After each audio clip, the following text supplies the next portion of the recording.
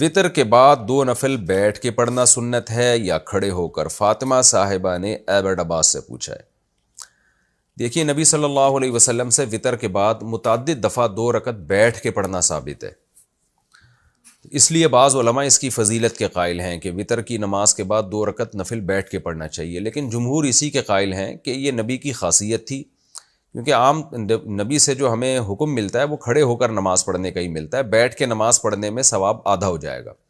تو اس لیے مضبوط بات یہی ہے کہ اگر آپ نے وطر کے بعد نفل پڑھنا بھی ہے تو کھڑے ہو کر ہی پڑھیں، بہتر ہے، اور بیٹھ کے پڑھ لے تو آدھا ثواب ہے اس میں، وہ بھی ٹھیک ہے، کوئی حرج نہیں ہے اس میں۔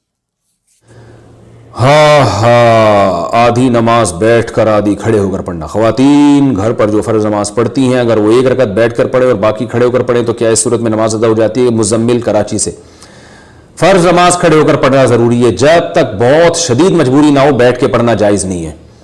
تو اگر کسی نے 2 رکعتیں کھڑے ہو کر یا 2 بیٹھ کے پڑھی ہیں تو بیٹھ کے اگر مجبوری میں پڑھی ہیں، بالکل نہیں کھڑا ہوا جا رہا تھا، پھر تو جائز ہے، چاہے 1 رکعت پڑھیں 2 رکعت پڑھیں، اور اگر بغیر مجبوری کے بیٹھ گئی تو 1 رکعت میں بھی بیٹھ گئی تو نماز نہیں ہوگی۔ کیا جوائنٹ فیملی سے علیحدہ ہونا قطع رحمی ہے؟ اگر میاں بیوی جوائنٹ فیملی میں رہتے ہوں پھر حالات کی وجہ سے الگ ہوں تو جیسا کہ حدیث میں وارد ہے کہ قطع تعلق کرنے والا جنت میں نہیں جائے گا، تو اس بارے میں کیا حکم ہے؟ نہیں، جوائنٹ فیملی سے میاں بیوی کا الگ ہونا یہ کوئی قطع رحمی میں نہیں آتا، وہ تو انسانی فطرت ہے۔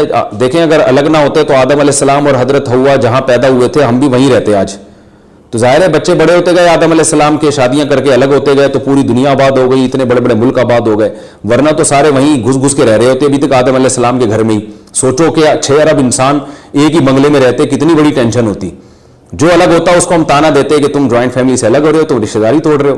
تو یہ انسانی نیچر ہے، جب شادی ہوتی ہے، بچے ہوتے ہیں، الگ ہو جاتا ہے، آبادی بڑھتی ہے، تو یہ الگ ہونا کوئی بری بات نہیں ہے، لیکن یہ آپس میں محبت سے ہو جانا چاہیے، لڑک بڑھ کے نہیں ہو تو اچھا ہے۔